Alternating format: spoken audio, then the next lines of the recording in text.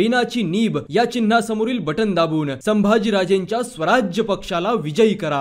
महाराष्ट्रात विधानसभा निवडणुकीचा प्रचार सध्या शिगेला पोहोचलेला आहे। आम्ही शिवडी या विधानसभा मतदारसंघात आहोत आणि इथले विद्यमान आमदार आणि उद्धव ठाकरे यांच्या शिवसेनेचे उमेदवार अजय चौधरी अगदी गुलालाने माखलेले दिसतात, आपल्याला प्रचारात व्यस्त आहेत। परंतु विजयाचा गुलाल शिवसेना उद्धव ठाकरे गटच या ठिकाणी उधळणार का, याबाबत किती खात्री आहे? 100% जेवढ्या आमच्या प्रचार फेऱ्या निघतात त्या म्हणजे सगळ्या विजयी रॅलीत आहेत।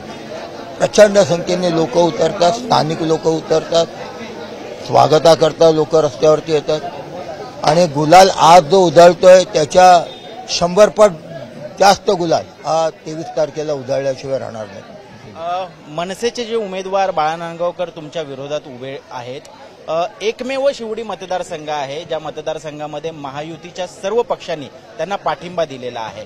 काय वाटतं, अजय चौधरींना पराभूत करण्यासाठी महायुतीला एकत्रित येऊन उमेदवार देता आला नाही परंतु मनसेला पाठिंबा द्यावा लागलाय? तो त्यांचा बिनशर्त पाठिंबा होता ना, तुम्हाला सगळ्यांना ते सांगत होते, तर तो तसा नव्हता, तर तो असा होता, काही सीटवरती आम्हाला तुम्ही पाठिंबा द्या, आम्ही तुम्हाला पाठिंबा, हे त्यांनी मुख्यमंत्र्यांनीच कबूल केले। आमचं ठरलं होतं कुठल्या सीटवर पाठिंबा द्यायचा। त्यामुळे जनता सुज्ञ आहे, जनता पाहते, हा शिवसेनेचा गड आहे, लालबाग, परळ, शिवडी, आणि म्हणून त्यांना शिवसेनेचा गड अशा पद्धतीने काबीज करण्याचे त्यांचे मनसुबे आहेत, पण इथली जनता त्यांचे मनसुबे उधळून लावल्याशिवाय राहणार नाही। या गिरण गावावर शिवसेनेचं निर्विवाद वर्चस्व राहिलेलं आहे, मराठी माणसाचा बालेकिल्ला आहे, परंतु मराठी मतांमधलंच विभाजन ही सुद्धा मोठी चिंता या विधानसभा मतदारसंघामध्ये दर्शवली जाते। नाही, यावेळी मराठी मतांमध्ये विभाजन होणार नाही, कारण मराठी सगळे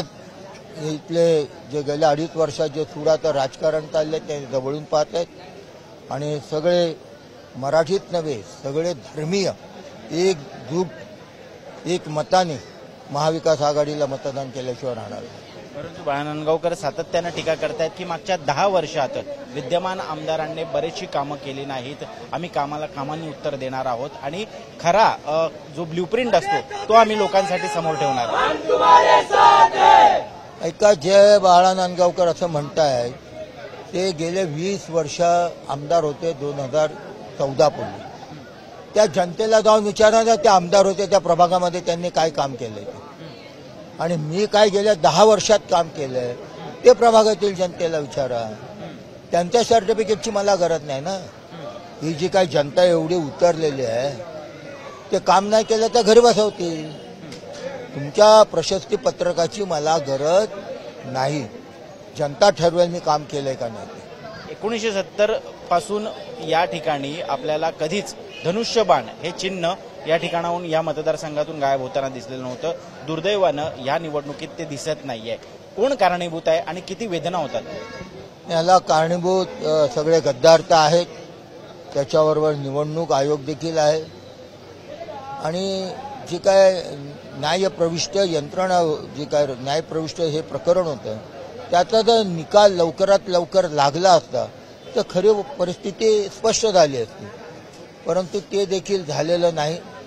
त्यामुळे दुःखता आहे, कारण ते बाळासाहेब आदरणीय हिंदू हृदय सम्राट बाळासाहेब ठाकरे हे धनुष्यबाणाची देवाऱ्यात पूजा करायचे, एवढं आम्हाला ते बहुमूल्य होतं, एवढं आम्हाला ते पवित्र होतं। ठीक आहे, आता परिस्थिती आल्या, पण आम्ही मशाल घेऊन आज उतरलेलो आहे, मशाल प्रज्वलित करणार, की निव्वळ मुंबईतच ना अख्ख्या महाराष्ट्रात प्रज्वलित करणार। धन्यवाद आणि खूप खूप शुभेच्छा तुम्हाला। तर हे होते अजय चौधरी।